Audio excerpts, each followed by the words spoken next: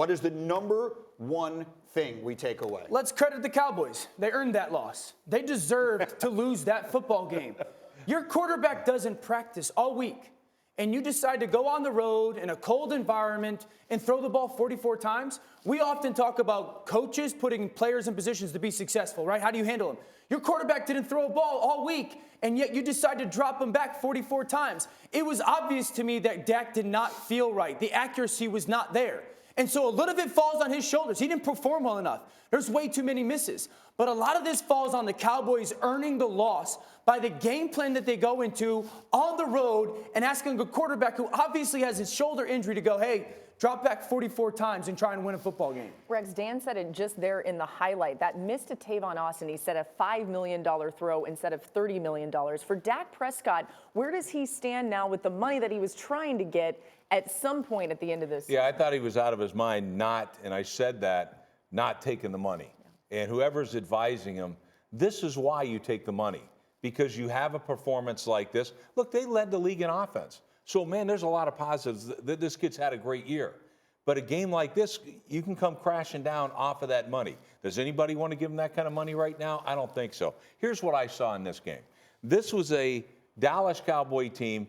All you got to do is beat a team that's all beat up and everything else. But you know what? I knew I took the Eagles. Yes, why? Why would I take the Eagles? Because this was a playoff game, wasn't it, Greeny? Yes. What happens with Dallas in a playoff game? They get beat. Because they no-show. They forget they got one of the best running backs in the league. We saw that. You got the quarterback that hasn't practiced all day. And who in the – how can you throw 44 times to the guy that never even practiced? The Cowboys are like New Year's Eve, man. The Cowboys are New Year's Eve. You get all this build-up. You have all these plans. Everything's going to be great. And then New Year's Eve happens. You go, it wasn't worth all the money. That's so depressing.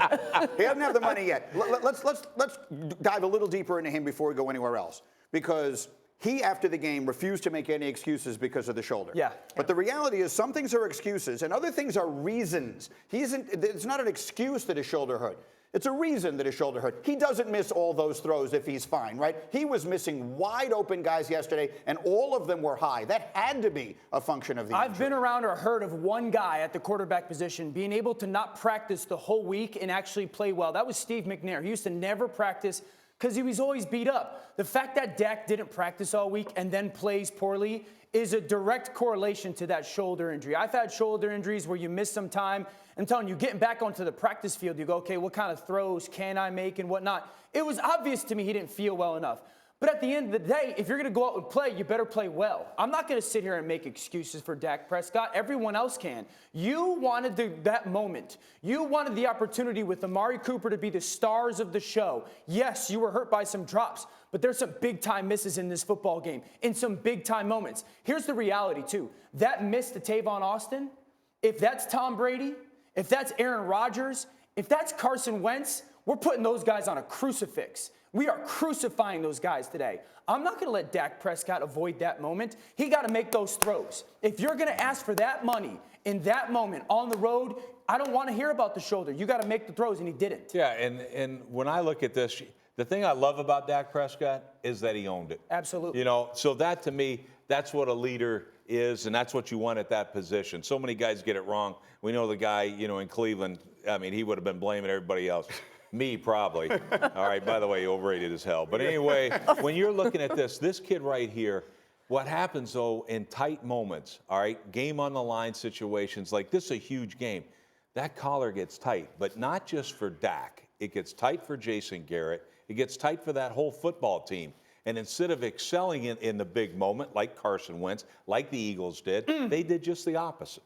And let's talk about the coaches, because I really didn't mean that to give Dak an out as much as I meant it to say, you've got a quarterback, to your point, who has not thrown the ball all week long. And I can see, sitting on my couch, 100 miles away from where the game is being played, that he can't throw the ball. He is missing everything. So it's all the more reason that you have to question, if not completely rip them to shreds for throwing the ball 44 times. No, I mean, absolutely. And don't forget the 6 drops, too, also fed into it. But you're exactly right. Who's your best player? Zeke Elliott is your best player. Exactly. Then why the heck aren't you giving him the football? Yeah, I got a little bone to pick with that one, though, because everyone's going like, oh, you should have ran Zeke more on first down. Let me read off the first down run success for the Cowboys, because this was about the Eagles defense going, Zeke ain't going to beat us. We're going to force Dak to beat us.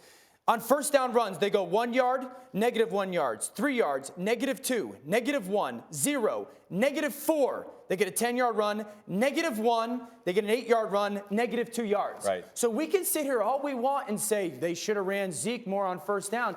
The Eagles defense was very clear. Zeke Elliott, you're not going to beat us. Dak Prescott, we don't think you can and you won't. Okay, but I'm going to tell you why you're wrong. All right, here's why, okay? In 30 years of coaching, here's why. The hardest down to run the football on is first down. Dan, let me just ask you this. What's the easiest down to throw the ball on? First down. First down. Why? Because you're getting 8-man spacing. Everybody's down there to stop the run. Just because you're not successful at running the football on first down does not mean you can't run the ball on second and in third down. And when he's your best player, that's what you need to do. Look, and I get it. I'm just a defensive guy that also led the league in rushing 5 times. Yep. So this is what happens. All right. This is your best player in the biggest moment. You win a division. Let's give the guy I thought for sure he'd carry the thing 30 times in this game. Thank you for watching ESPN on YouTube. For more sports, more analysis, download the ESPN app. And for live streaming sports and premium content, subscribe to ESPN Plus. We'll see you there.